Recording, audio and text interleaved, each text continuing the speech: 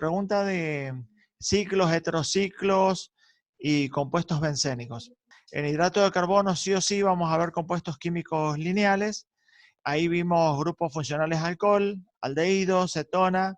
Ahí también trabajamos cuando hablamos de los monosacáridos, hexosas, triosas, tetrosas. Es como que ahí atrapábamos un poquito de la química orgánica de alcanos y algunos grupos funcionales. Y después cuando seguimos avanzando, la formulación de Hayward de los hidratos de carbono nos ponía en contexto cómo es un ciclo, una hexosa, un ciclo hexagonal, o una pentosa, un ciclo pentagonal. Y cuando hablábamos de la nomenclatura de glucopiranosa o fructofuranosa, que en el texto hace referencia a que se parecen a la familia de los piranos y los furanos. Bueno, ahí es como que otra vez se volvía a recuperar la unidad número 1, compuestos de la química orgánica, y hablar de ciclos. En particular el benceno, el ciclo bencénico, es un ciclo hexagonal que tiene la particularidad de que es un ciclo insaturado, es decir, que tiene dobles enlaces. Esos dobles enlaces, tiene 3 dobles enlaces el ciclo, los átomos de carbono entre sí tienen 3 dobles enlaces. Esos dobles enlaces no están siempre en la misma posición, van cambiando entre los pares de átomos de carbono. Entonces el hecho de que esos dobles enlaces vayan cambiando en los pares de carbono con los cuales se están relacionando ellos, hace que si vos le sacás fotos, los dobles enlaces están en distintos pares de átomos de carbono en cada momento. Por lo tanto, se dice que los bencenos o los compuestos del benceno comparten esta propiedad de ser tautómeros. El hecho de que este doble enlace no sabes bien dónde está es la razón por la cual en los libros ustedes lo ven dibujado como un circulito adentro. El hecho de que tenga dobles enlaces y que tengan esa movilidad electrónica es lo que le dan las propiedades a los compuestos bencénicos de ser aromáticos, de ser volátiles, de ser hepatotóxicos y todas estas cosas. Los compuestos de los elementos de la vida, que nos parece importante que ustedes sepan el rol del calcio, sodio, potasio, magnesio, todos los elementos de la tabla y su importancia en nuestro cuerpo. Estos compuestos me interesa que le presten atención al valor que tienen, ¿de acuerdo? Recuerden que el yodo es importante para la glándula tiroides, el calcio en el hueso, el calcio en la contracción muscular, el sodio para retener líquido en la hipertensión, en el proceso de concentración de la orina, el potasio para el intercambio de la bomba sodio-potasio. Y bueno, vayan tomando todos estos ejemplos del libro que me parece que son mucho más fáciles de comprender que estudiar de memoria los elementos de la tabla periódica. El núcleo que conforma el colesterol, ese capítulo lo vimos en lípidos, recuerde que es el ciclo perhidropentanofenantreno. Ese ciclo se lo conoce como el ciclo esteroidal o el núcleo esteroidal. A partir de ahí, de esa interpretación, se derivan como una familia los esteroides, es decir, todos aquellos compuestos que derivan de ese núcleo que es el colesterol. Entonces así aparece la relación de las hormonas de las gónadas, por ejemplo, que son hormonas esteroidales, los esteroides que se usan en el gimnasio. Hidrato de carbono, definición, la definición es fundamental, formulación de Fischer, formulación de Hayward, estereoisómeros, estereoisomería, propiedades ópticas, los monosacáridos lineales de Fischer, cuando se definen el gliceraldehído, la forma D, la forma L, que era la posición del penúltimo oxidrilo, que la representación en el plano significaba un lugar en el espacio. Por eso Hayward lo define mejor diciendo que en realidad los hidratos de carbono no se encuentran de manera lineal, sino que se encuentran de forma cíclica. Fischer dice que lo que está a la derecha como oxidrilo escrito significa algo y cuando está a la izquierda significa otra cosa. Bueno, Howard dice que cuando Fisher escribe hacia la derecha, en un ciclo, se encuentra por debajo del ciclo. Y cuando está hacia la izquierda, se encuentra por encima. Recuerden que estos compuestos lineales se ciclan por la forma que tiene el átomo de carbono en la química orgánica, por su hibridación sp3. Aparece el enlace hemiacetal, que es el enlace interno con el oxígeno. Por lo tanto, ese ciclo se define como un heterociclo. Fíjense cómo también sigo hablando del primer tema, ¿no? Es un heterociclo porque está formado por átomos diferentes que el carbono. Por eso es un heterociclo. Entonces, el enlace hemiacetal de la glucosa en la formulación de Howard, la glucosa como un ejemplo. Recuerden que aparecen palabras como enantiómeros, carbono quiral, diasteroisómeros.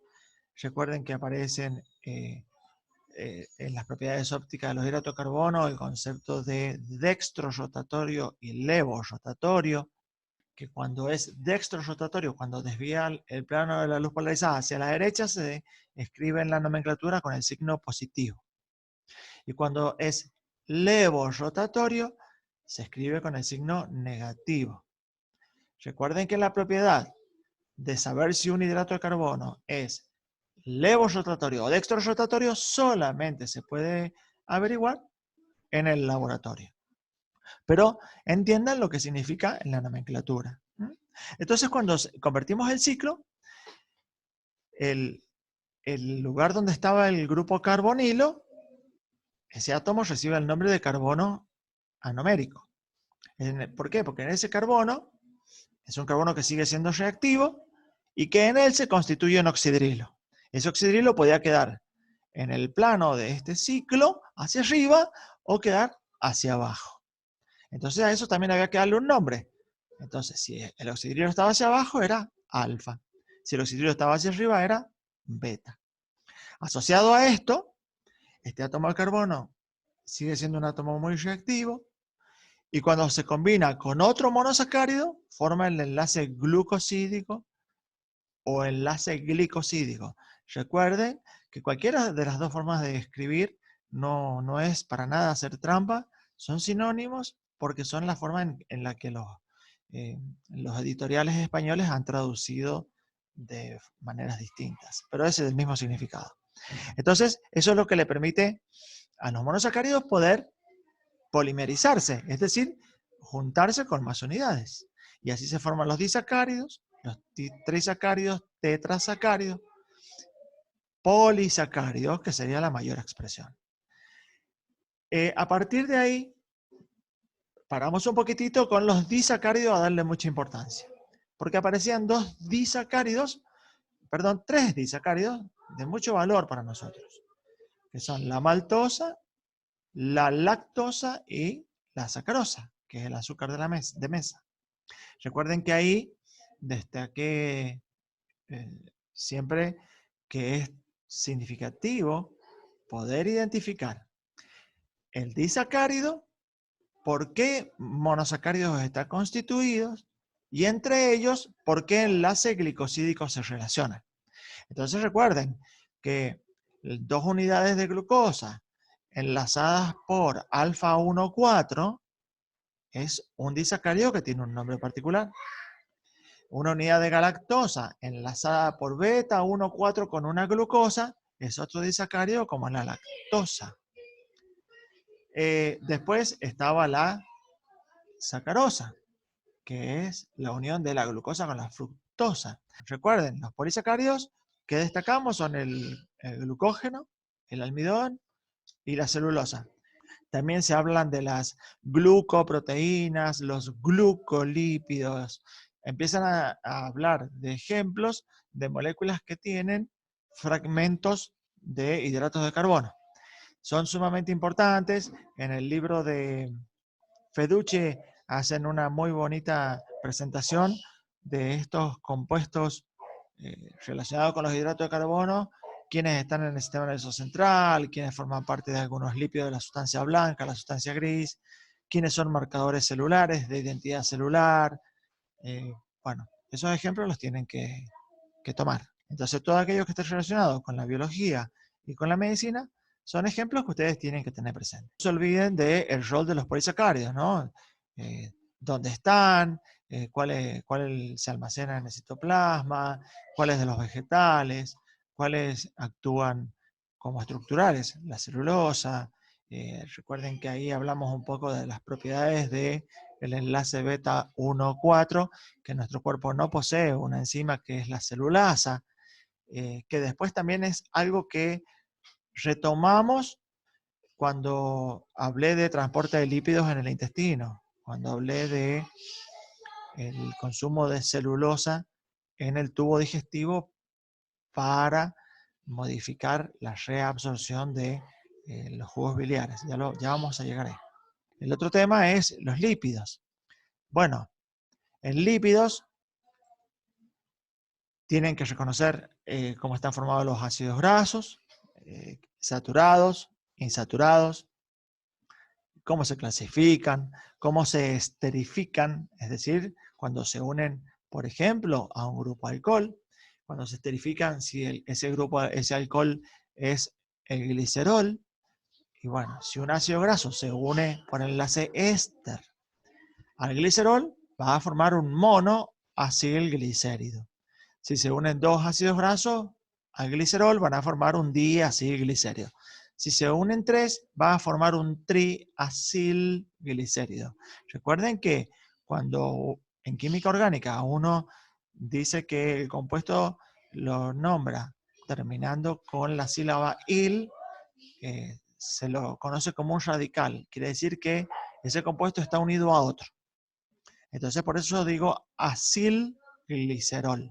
Es un ácido graso que está unido a el glicerol. Recuerden que el triacilglicerol es lo que comúnmente se conoce como los triglicéridos. Es importante conocer cuál es la estructura de un fosfolípido. Dos ácidos grasos unidos a glicerol más un enlace éster con un ácido fosfórico. Y esa estructura te permite poner químicamente en el contexto de la cabecita polar y las colitas apolares. Las colitas serían la cadena carbonada de los ácidos grasos. Toda la región polar sería el glicerol con el fosfato y todos los oxígenos que tienen nubes electrónicas y le dan densidad de carga. Recuerden que estos fosfolípidos se organizan formando la membrana citoplasmática o las membranas biológicas en el modelo del mosaico fluido. Pero también estas cabecitas polares y estas colitas apolares hacen que se constituyan las micelas. Las micelas, que también lo mencioné cuando hablé del transporte de lípidos, son microgotas de lípidos organizados con las cabecitas polares hacia afuera que le permiten ser hidrosolubles y conservando adentro todo lo que es hidrófobo. Alguna vitamina liposoluble, por ejemplo, va adentro de las micelas. Algunos fármacos, ustedes van a usar ungüentos, van a usar cremas, van a usar distintos agentes que contengan micelas. ¿Por qué? Porque dentro de esas gotitas van a dispensar algún medicamento que es insoluble en el agua. No solamente el glicerol es el único alcohol que se une a lípidos. Les acabo de mencionar que existen glucolípidos, es decir, hidratos de carbono unido a algún lípido. Glucoesfingolípidos son lípidos del sistema nervioso central. Fíjense, gluco, es decir, que poseen unidades de hidrato de carbono. Esfingo, del esfingol. Ahí hay un ejemplo de otro alcohol diferente del glicerol. Lípidos, glucoesfingolípidos. Transporte de lípidos. Sin ninguna duda, bueno, colesterol, por favor estudien colesterol. Les acabo de decir que el núcleo, que es el núcleo esteroidal. Recuerden que el colesterol es importantísimo en las células, es necesario y obligatorio para la ultraestructura celular, es sustrato para la síntesis de hormonas eicosanoides. los ácidos grasos poliinsaturados, la cascada del procesamiento de los eicosanoides, inflamación, analgesia, dolor, prostaglandinas, tromboxanos, leucotrienos. Es importante saber la fosfolipasa A2, ¿dónde actúa? Que da el ácido araquidónico. Es importante saber que al ácido araquidónico lo usan como sustrato dos enzimas, la ciclooxigenasa y la lipoxigenasa.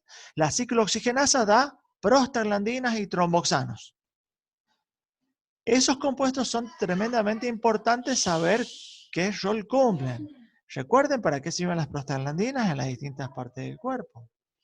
Recuerden los tromboxanos, que están en los trombocitos que se llaman las plaquetas. Es una narrativa que yo les hice cuando les contaba cómo se forma un coágulo y se obstruye una arteria. Las lipoximas y los leucotrienos tienen una alta concentración en el aparato respiratorio y cuando ustedes lean van a ver que están relacionados con el shock anafiláctico, con la alergia, con el asma respiratorio, bronquial, que provoca broncoconstricción, cierra los bronquios y no te deja respirar, ¿sí?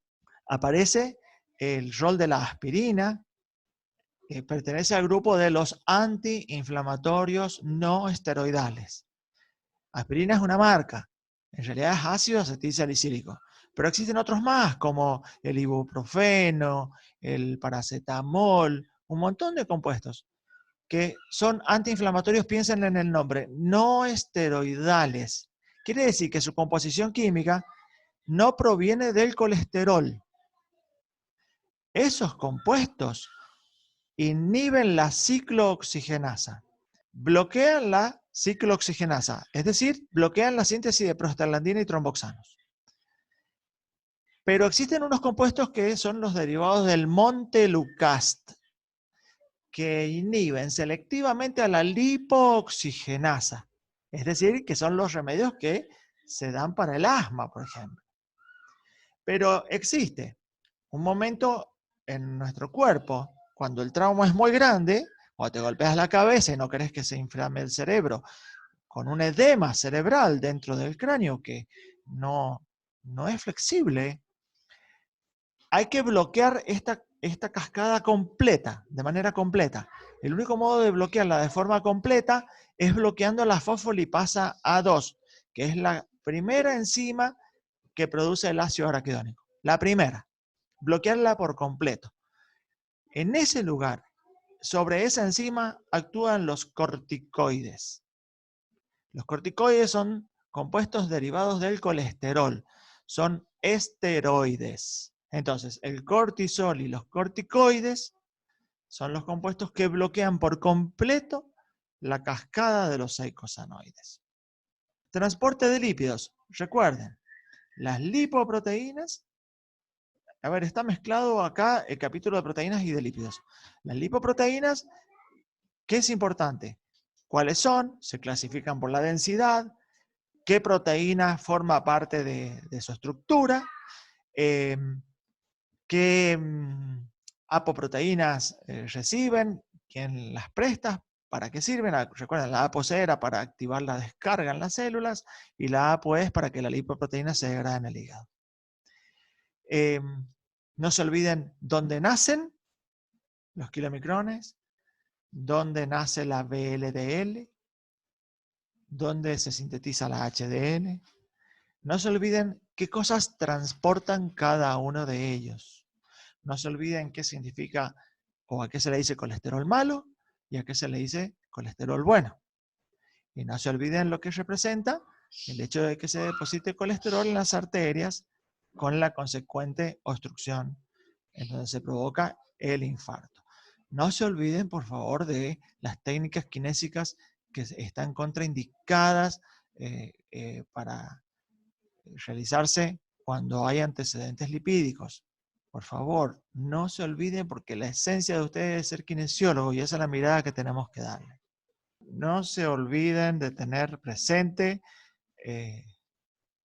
todo lo que se refiere a inflamación, todo lo que se refiere a la agregación de las plaquetas, al rol de las prostaglandinas, el rol de los tromboxanos, qué pasa con las prostaglandinas en el estómago, por qué razón tomar una aspirina te provoca gastritis o úlcera, porque las prostaglandinas son gastroprotectoras. Entonces, si vos las inhibís, la mucosa del estómago queda muy poco viscosa, el ácido clorhídrico toca el tejido celular del estómago y lo lesiona y provoca la gastritis, la úlcera hemorrágica y la úlcera perforada. Vayamos ahora al capítulo de aminoácidos, péptidos y proteínas. Un aminoácido está formado por un grupo amino y un grupo ácido orgánico. Entonces, cuando ustedes estudiaron en lípidos la nomenclatura de los ácidos grasos, que el modo de nombrarlo era con un número, partiendo del grupo carbonilo, que cuando habían dobles enlaces, pregunta de parcial, cuando habían dobles enlaces en los eicosanoides, por ejemplo, se usaba la letra delta para representar dónde estaban los dobles enlaces, isomería cis, isomería trans. Todo eso tiene que ver con la primera unidad. Estamos trayendo todo de la primera unidad a los compuestos considerados macromoléculas. Bueno, recuerden que toda esa nomenclatura, había una de ellas en los lípidos que se representa con el alfabeto griego. Entonces, el alfabeto griego, cuando vos nombrás un ácido graso, en vez de empezar la letra alfa del alfabeto griego con el carbono número 1, el primero, donde está el carbonilo, no, empieza en el carbono número 2. Entonces ahora, habiendo repasado la nomenclatura de ácido graso con lo que acabo de decir, ahora vuelvo otra vez a aminoácidos. Los aminoácidos se llaman alfa aminoácidos porque están formados por un grupo amino, por un grupo ácido, y es alfa porque en el carbono número 2, el que está en el medio de todo eso, ahí está colgado el grupo funcional que es distinto en todos los aminoácidos. ¿Qué parte química molecular es igual de todos los aminoácidos? El alfa aminoácido. Ese segmento es común e igual para todos. ¿En qué se diferencian los aminoácidos? Que en el carbono alfa, en el que está en el medio, que ustedes ven ahí en el libro, si tienen la hoja abierta, ahí se ubica el grupo R. Ese grupo R es el sustituyente. Entonces, hay una clasificación, una tabla, en donde a los aminoácidos se los clasifica por el tipo de sustituyente que posee. Sustituyente alquílico, aromático y todos los diferentes agrupamientos que hay de los aminoácidos. Entonces, ustedes deben saber para el parcial de qué forma se agrupan los aminoácidos para la clasificación en función del sustituyente R. Hay una cosa que ustedes deben tener presente y es que la prolina, el sustituyente de la prolina, lo convierte en un aminoácido cíclico. Los aminoácidos, por lo tanto, los péptidos y por lo tanto las proteínas son compuestos hidrosolubles. Un compuesto hidrosoluble, entendiendo que el agua es un compuesto polar, es decir, tiene cargas eléctricas positivas y negativas, los compuestos hidrosolubles tienen carga eléctrica en su estructura, que es lo que le permite meterse en el seno del agua. Entonces, el aminoácido, cuando ustedes lo ven en el libro, tiene una propiedad que es ser anfóteros. ¿Qué es anfótero? Anfótero es que tiene la capacidad de comportarse como un ácido o como una base y tener cargas positivas o cargas negativas. puede comportarse de los dos modos, como un ácido o como una base. Cuando la molécula tiene tantas cargas positivas como tantas cargas negativas, es decir, que el balance total de cargas eléctricas es 0, el aminoácido se encuentra en su punto isoeléctrico. Iso significa igual o simétrico. Isoeléctrico tiene igual cantidad de cargas positivas como negativas. ¿De qué va a depender esto? De la propiedad anfótera que tienen los aminoácidos, de comportarse como ácidos o como bases. Entonces, cuando vos le cambiás el pH a un aminoácido, si lo colocas en un medio ácido donde predominan protones, es muy probable que esos protones que predominan se peguen en el aminoácido. Por lo tanto, la carga que le va a predominar es positiva. Cuando uno lo coloca en un medio alcalino donde predominan los oxidrilos, que son negativos, y se le pega de alguna manera este oxidrilo, va a predominar la carga negativa. Es decir, esta capacidad que tiene el aminoácido de ser neutro, punto isoeléctrico, de tener carga neta positiva o tener carga neta negativa, te obliga a crear una definición, que es esto del punto isoeléctrico. Y el punto isoeléctrico es el pH en el cual un aminoácido tiene carga total 0. Ese pH es específico, único y característico para cada aminoácido. Esos valores de punto isoeléctrico están definidos en tablas para todos los aminoácidos. Entonces esa es la propiedad que se usa para separar a los aminoácidos cuando uno va a hacer un análisis, que es otra pregunta que había en el chat. Pero tenga presente que los aminoácidos forman parte de los péptidos y los péptidos constituyen proteínas. Por lo tanto, esta propiedad isoeléctrica, esta propiedad de ser hidrosolubles, aplica a toda la familia de estos compuestos.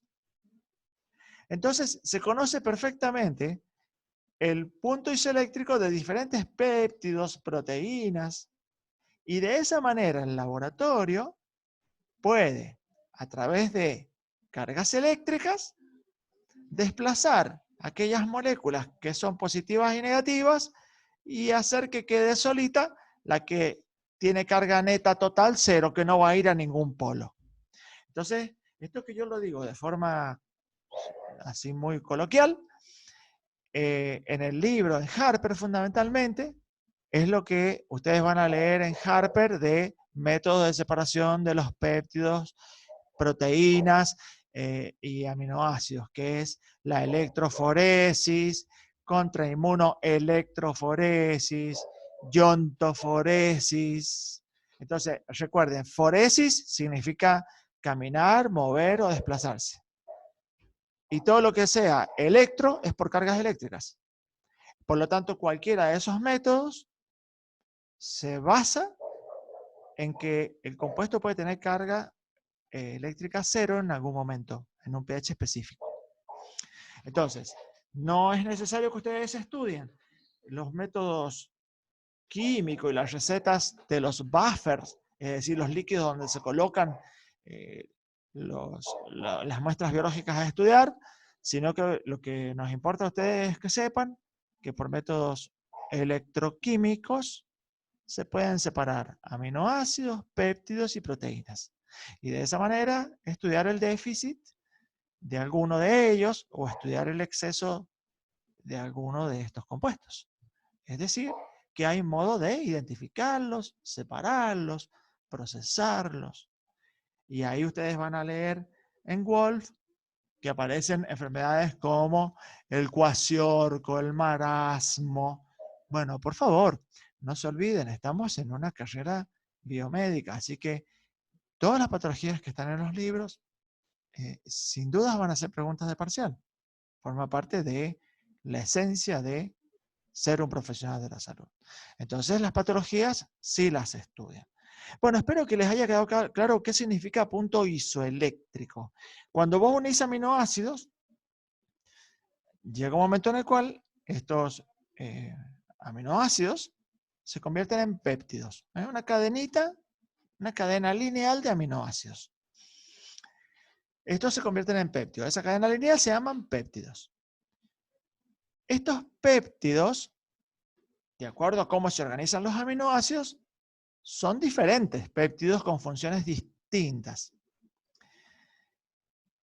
Es muy importante para el parcial que ustedes puedan identificar los péptidos de importancia biológica. Por ejemplo, la hormona de crecimiento es una hormona peptídica. La insulina es una hormona peptídica, es decir, un péptido de importancia biológica altísima. La hormona antidiurética, la hormona estimulante de la tiroides, la hormona estimulante de las gónadas, la FSH, la LH. Un péptido, por ser hidrosoluble, por tener carga eléctrica, no puede atravesar la membrana citoplasmática, que es lipídica. Por lo tanto, cualquier péptido que tenga una acción hormonal, por ejemplo, la insulina, va a actuar a nivel de receptores de la membrana. Sin embargo, si una molécula que tiene señales de hormona es de naturaleza lipídica, va a atravesar la membrana y va a necesitar receptores dentro del citoplasma que es acuoso. Cuando estos péptidos se alargan, se convierten en proteínas. Cuando se convierten en proteínas, hay que agruparlas de acuerdo a cómo es su estructura. Y acá aparece la clasificación de las proteínas según su estructura. Entonces, la primera estructura es la que se conoce como la estructura lineal. O sea, la lineal es nada más ni nada menos que un péptido que tiene la longitud de una proteína. Larga, más de 100 aminoácidos, dicen algunos libros. No está muy claro cuántos aminoácidos con precisión. Pero en general se dice que ya de 100 aminoácidos deja de ser un péptido y se podría decir que es una proteína. Entonces, la secuencia lineal de los aminoácidos es lo que se reconoce y se identifica como la estructura primaria de una proteína. Cuando esta estructura lineal se empieza a volver un poquito más compleja, aparece la estructura secundaria de una proteína. La estructura secundaria de una proteína tiene dos alternativas. La alfa hélice, es decir que este hilo empieza a hacerse como un resorte. Alfa hélice. Ahí estás hablando de uno de los ejemplos de estructura secundaria de proteínas. Otro ejemplo de estructura secundaria de la proteína es la hoja plegada beta. Es como si vos tuvieras así un fuelle, como si tuvieras un acordeón. ¿Ok? Sí, como si al papel, a un papelito, una cinta de papel, lo fueras doblando y te quedara como un acordeón. Bueno, ese aspecto imaginario que estamos tratando de crear en el pensamiento, esa estructura pertenece a la estructura secundaria de la clasificación de las proteínas. Entonces, estructura primaria lineal, estructura secundaria, alfa hélice y hoja plegada beta.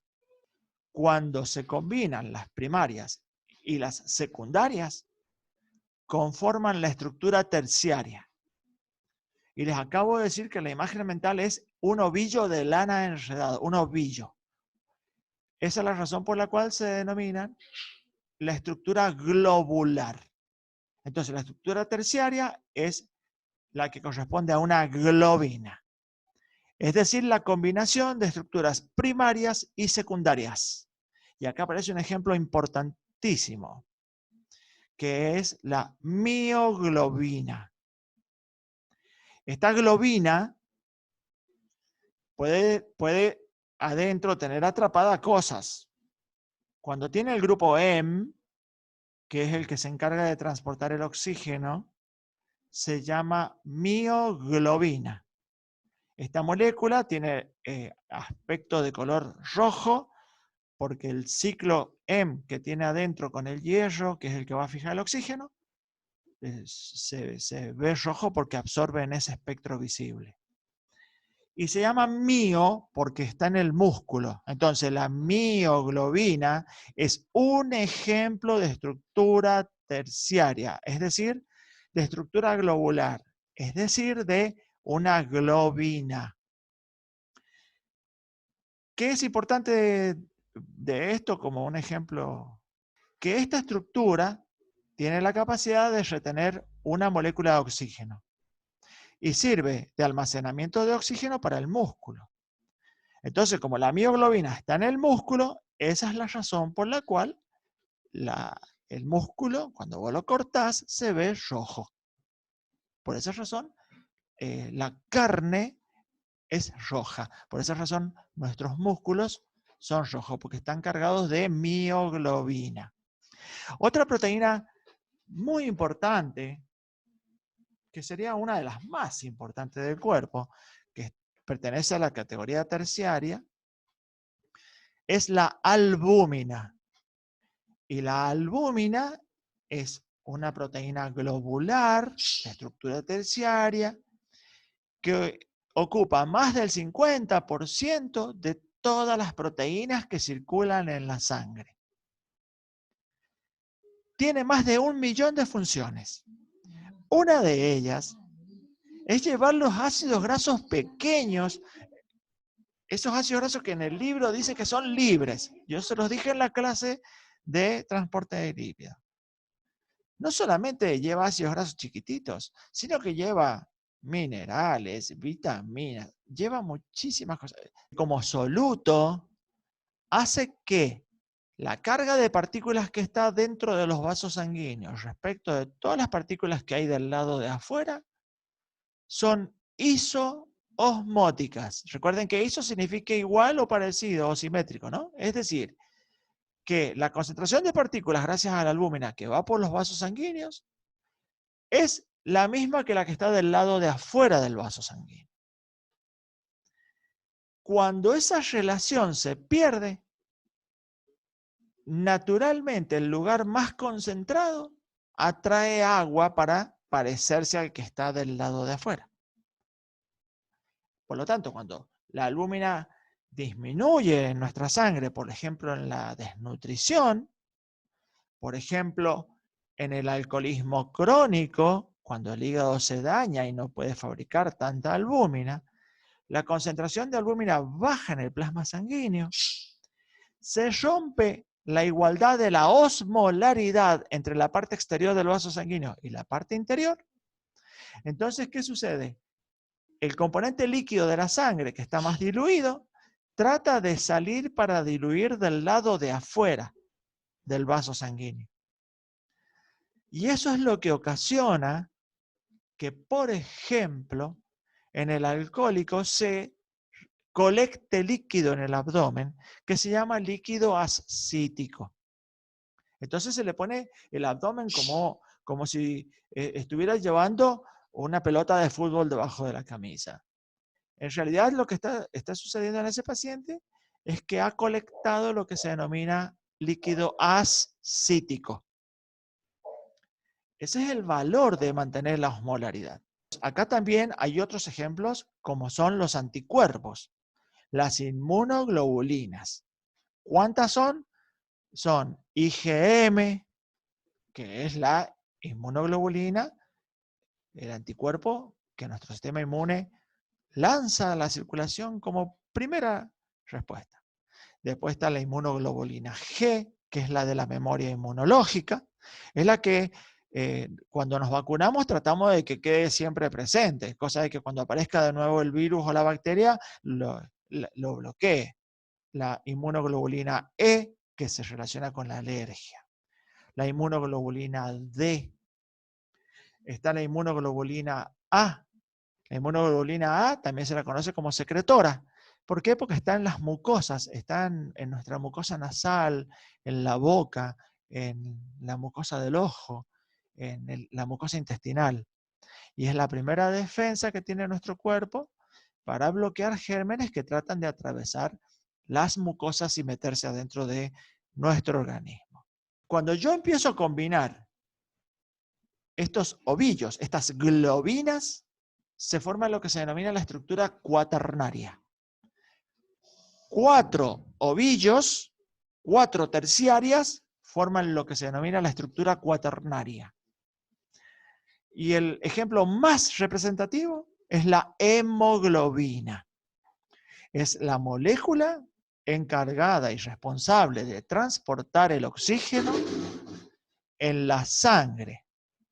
La hemoglobina es una molécula que se encuentra en el interior del glóbulo rojo y, al igual que la mioglobina, posee hierro. Las enzimas todas son de estructura terciaria, son globinas, tienen un sitio activo, tienen propiedades sustrato específicas, termosensibles, pH específicas. Son tan sensibles al entorno que cualquier cosa puede modificar su velocidad y ahí aparece la ecuación de Michelis-Menten de cinética enzimática. ¿Qué nos interesa las propiedades de las enzimas? Que sepan que si son termosensibles, es la razón por la cual el hielo cambia la temperatura en la zona, le cambia la temperatura a las enzimas y les disminuye la velocidad de reacción. Y por esa razón, el hielo actúa como antiinflamatorio en el proceso de la cascada de los eicosanoides. Porque todas las enzimas del sistema se les cambia la temperatura y cambia su máxima velocidad.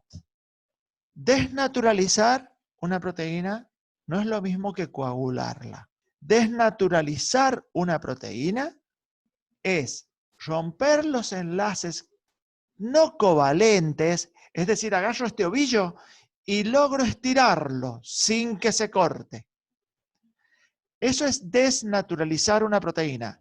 ¿Y qué es lo especial? Que como no se rompió el enlace covalente, como yo no lo corté al hilo, cuando lo coloco de nuevo en su momento, en su entorno, recupera la actividad.